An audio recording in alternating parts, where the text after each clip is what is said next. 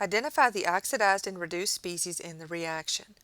In order to identify both the oxidized and reduced species, I first need to know the oxidation states of every atom in the reaction. So that's my first task in order to solve this problem.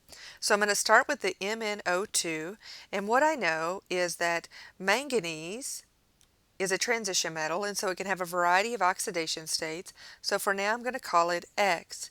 I know that oxygen has a -2 oxidation state, and I know that there are two oxygens in this compound. So if I take X plus 2 times -2, the sum of those values should be equal to 0 because this is a neutral compound. Therefore, X will be equal to 4. So I can write in plus 4 and -2 as the oxidation states for manganese and oxygen. Next, I look at HCl. Hydrogen has an oxidation state of +1 and chlorine -1. Now I get to manganese chloride, and I'm going to say again that manganese is going to be equal to some value y. I need a variable there. Plus 2 times the oxidation state of chlorine here, which is -1. And that's going to be equal to 0, and so I get that y equals 2. So now my oxidation state in the product side for manganese is +2, for chlorine is -1. Here I have Cl2 as a free element, and so the oxidation state is going to be 0.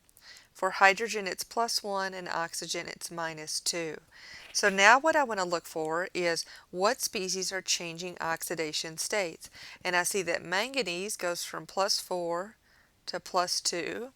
And I see that chlorine, while some of it stays the same, I also see that some chlorine goes from -1 to 0.